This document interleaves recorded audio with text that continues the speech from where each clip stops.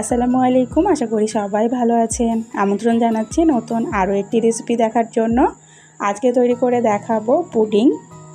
আজকে caramel pudding তৈরি করে দেখাবো। আশা করছি আপনাদের কাছে ভালো লাগবে। অনেকে আছেন পুডিংটা তৈরি করতে পারেন না বা ঠিকঠাক হয় না। আজকের রেসিপিটা দেখলে আপনারাও পুডিংটা খুব সহজে বানিয়ে নিতে পারবেন। আশা করছি আজকের এই পুডিংয়ের রেসিপিটা আপনাদের কাছে ভালো লাগবে। রেসিপিটা যদি ভালো লেগে থাকে প্লিজ একটা লাইক দিয়ে চ্যানেলটা সাবস্ক্রাইব করে আমার সাথেই থেকে যাবেন। ক্যারামেল পুডিং তৈরি করার জন্য প্রথমে ক্যারামেলটা তৈরি করে নেব। চুলার উপর কড়াইটা বসিয়ে 2 টেবিল চামচ চিনি দিয়ে তারপরে ক্যারামেলটা তৈরি করে নিচ্ছি। চিনিটা দিয়ে সঙ্গে সঙ্গে নাড়া যাবে না, এটা যখন চারিদিক থেকে কালার চলে আসবে তখন একটু নেড়ে চেড়ে দিতে হবে। আর ক্যারামেলটা পুড়িয়ে ফেলা যাবে না, পুড়িয়ে ফেললে কিন্তু এটা খেতে তিতা লাগবে। আপনার পছন্দ মতো যখন কালারটা চলে আসবে তখন চুলাটা বন্ধ করে দিতে হবে।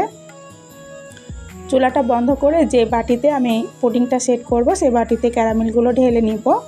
পুরো বাটিটাতে এবার ক্যারামেলটা সেট করে নিচ্ছি। যে বাটিতে পুডিং সেট করব সেই বাটিতে ক্যারামেলটা সঙ্গে সঙ্গে ঢেলে নিতে হবে। এই তো দেখতে পাচ্ছেন, ঠিক এইভাবে বাটিটাতে মেখে নিতে হবে। এখানে আমি 1 কাপ দুধ নিয়েছি। দুধটাকে ভালো করে জাল করে অর্ধেক করে নিব।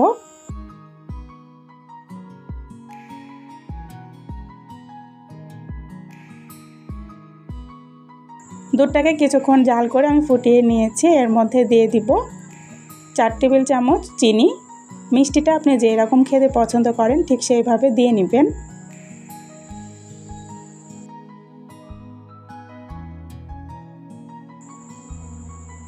আর দিয়ে দিচ্ছি একটা এলাচ।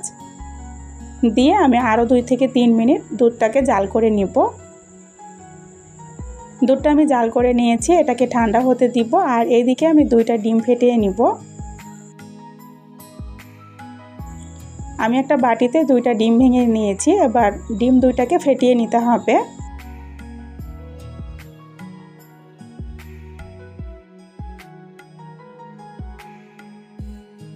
ডিম 2টা ভালো করে ফেটিয়ে নিয়েছি। এবার ডিমটাকে আমি দুধের মধ্যে দিয়ে দিব, দিয়ে একটু ভালো করে মিশিয়ে নিব।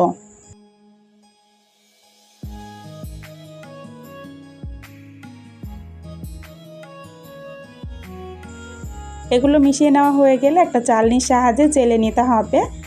যে বাটিতে আমি ক্যারামেল সেট করেছি সেই বাটিতে আমি একটা চালনি দিয়ে মিশ্রণটাকে চেলে নিব।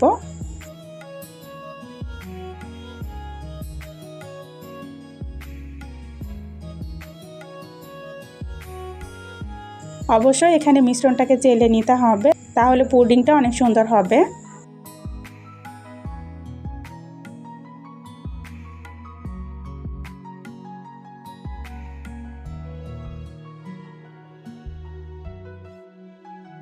কড়াইয়ের মধ্যে আমি পানি দিয়ে একটা স্ট্যান্ড বসিয়ে দিচ্ছি। এবার পানিটাকে ফুটিয়ে নিব। দেখতেই পাচ্ছেন পানিটা ফুটে গেছে। এবার পুডিংয়ের বাটিটা স্ট্যান্ডের উপর দিয়ে দিব। এটা ভালো করে সেট করে দিতে হবে, এটা যেন কোনো দিকে বাঁকা না হয়ে যায়। এবার বাটির উপরে একটা ছোট প্লেট দিয়ে আমি ঢেকে দিচ্ছি। উপরে আবারও ঢাকনা দিয়ে দিব। এভাবে বাটিটাকে ঢেকে দিতে হবে, নইলে এটা ঘেমে পানি পড়লে এটা সেট হবে না। এভাবে ঢাকনা দিয়ে ঢেকে আমি জাল করে নিব 15 থেকে 20 মিনিটের মতো। ফিরে এলাম 15 থেকে 20 মিনিট পর। একটা কাঠি দিয়ে আমি চেক করে নিচ্ছি। দেখতেই পাচ্ছেন কাঠিটা পরিষ্কার এসেছে, তার মানে পুডিংটা অনেক সুন্দর হয়ে গেছে। এবার চুলা থেকে নামিয়ে এটাকে ঠান্ডা করে নর্মাল ফ্রিজে রেখে দিব 2 ঘন্টার জন্য। এই ধরনের ডেজার্ট ঠান্ডা খেতে অনেক মজা লাগে, সেজন্য এটা ঠান্ডা করে তারপর আপনাদেরকে দেখাচ্ছি। 2 ঘন্টা পর ফ্রিজ থেকে বের করে তো আপনাদেরকে দেখাচ্ছি। চারিপাশটা একটা ছুরির সাহায্যে এভাবে একটু কেটে নিতে হবে। পুডিংটা আমি প্লেটে ঢেলে দেখাচ্ছি যে কত সুন্দর হয়েছে।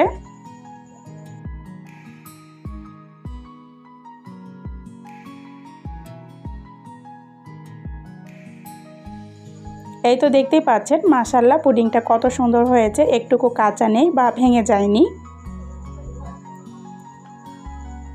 যারা পুডিং তৈরি করতে ভয় পান, আজকের রেসিপিটা দেখে যদি আপনারা পুডিংটা তৈরি করে নেন আপনাদের পুডিংটাও অনেক সুন্দর হবে। এইভাবে পুডিংটা তৈরি করে আপনারা বাচ্চাদেরকে দিবেন, বাচ্চারা মজা করে খাবে আর বড়রাও ভীষণ পছন্দ করে।